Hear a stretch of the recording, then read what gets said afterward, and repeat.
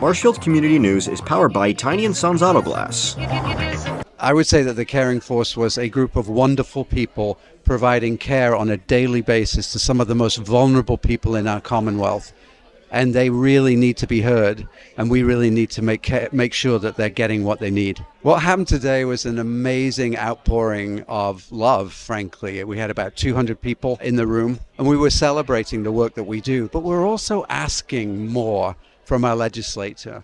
You know, we called this group of people essential workers back in COVID, and if they are essential, which they absolutely are, we should be paying them a rate that makes sure that they can, as we heard today, afford to buy new clothes for their kids, put food on the table, and not have to make difficult decisions about paying rent or feeding their families. We have to make sure that they get what they deserve and what they need. Yeah, it was wonderful that we had 4 of our legislative delegation here, and we also had Senator Markey from D.C. giving us a message of hope and advocacy as well.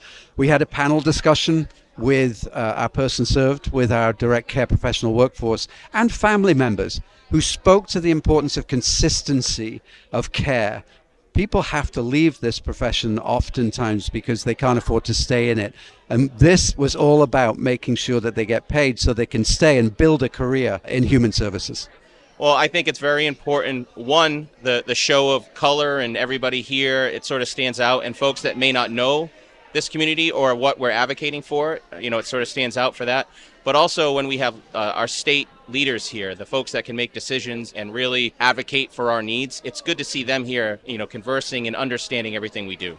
I would say the most fulfilling part about today was definitely listening to the stories from the direct caregivers and from the people that they take care of. It was so impactful. And, you know, one of the direct care workers, she made an example. She has 2 daughters and she loves her job so much, but she may not be able to keep it because she can't afford to support her family. And that's what it really comes down to, a living wage. People that take care of the most vulnerable should be able to take care of their own families, and they deserve a living wage. Well, I think we just have to remind our community of the work that we're doing. Oftentimes we do it in a quiet way. We just get on with it. But there is nothing like getting out into the community and say, look, this is what we do. This is who we care for. And that defines us as a state. We're a state that cares deeply about every resident in Massachusetts. And at a time like this, when we're going through political turmoil, it's so important that we maintain those standards. And that's what we're doing here today. Marshfield Community News is powered by Tiny & Sons Auto Glass.